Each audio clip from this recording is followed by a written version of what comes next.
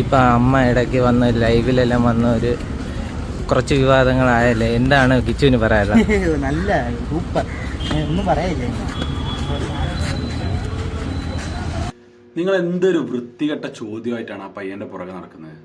ആ പയ്യൻ രേണു സുധി എന്ന് പറഞ്ഞ വ്യക്തിയുടെ മകൻ, അല്ല സുധിച്ചേട്ടൻ്റെ മകൻ എന്നുള്ള ആ ഒരു പരിഗണന വെച്ചിട്ട് രേണുവിനെ കുറിച്ച് ഇങ്ങനെ ചോദിക്കുക, അത് പബ്ലിക്കായിട്ട് ചോദിക്കുമ്പോൾ അവൻ്റെ ഒരു ഇറിറ്റേഷനും ബുദ്ധിമുട്ടും നമ്മൾ മനസ്സിലാക്കണ്ടേ. നിങ്ങൾ വിളിച്ചിരുത്ത്, എന്നിട്ട് ഒരു ഇൻ്റർവ്യൂ പോലെ ചോദിക്കുക, എന്നാൽ കുറച്ചും കൂടി ഒരു മാന്യത ഉണ്ടാവും. ഇതെന്താ നിങ്ങൾ ഉദ്ദേശിക്കുന്നത് തന്നെ മനസ്സിലാവുന്നില്ല. രേണു സുധീനെ കുറിച്ച് ചോദിക്കുക മകനോട്. എടാ, നിങ്ങൾ കണ്ടപ്പോൾ തന്നെ ആ പയ്യനും കണ്ടിട്ടുള്ളൂ. ഈ സബ്സ്ക്രൈബ് തുടങ്ങിയിരുന്നു, എന്താ അതിൽ വളരെ മോശമായിട്ട് രേണു ചെയ്യുന്ന കാര്യങ്ങളൊക്കെ വിടുവായുത്തരങ്ങളൊക്കെ ഉണ്ട്, ഇല്ല ഒന്നും നമ്മൾ പറയുന്നില്ല. പക്ഷെ നിങ്ങൾ ആ പയ്യനോട് ചോദിക്കുന്നതിൽ എന്തൊരു രീതിയാണത്. ആ പയ്യൻ്റെ ഒരു ബുദ്ധിമുട്ട് നമ്മൾ മനസ്സിലാക്കണ്ടേ.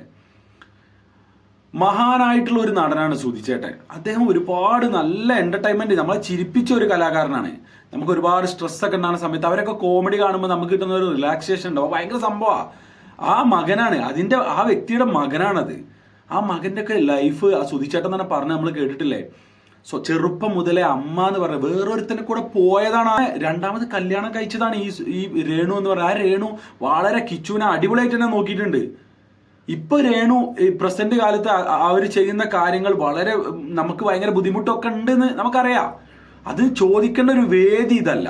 കുറച്ച് നിങ്ങൾ മാറ്റിയിരുത്തിയിട്ട് ചോദിക്കുകയാണെങ്കിൽ അതിനൊരു അന്തസ് ഉണ്ടായി. ഇത് രേണുവിൻ്റെ ഓരോ കഥകൾ, രേണു വീഡിയോ കോൾ വരുന്നത്, വൾഗറായിട്ടുള്ള വീഡിയോ ചെയ്യുന്നതിനെ കുറിച്ചൊക്കെ മകനോട് ചോദിക്കുന്നതിൽ എനിക്ക് തോന്നുന്നില്ല എന്താണ് നിങ്ങൾ ഉദ്ദേശിക്കുന്നതെന്ന് എനിക്ക് തോന്നുന്നില്ല.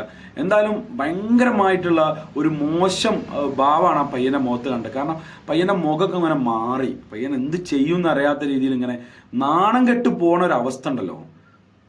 ഒന്ന്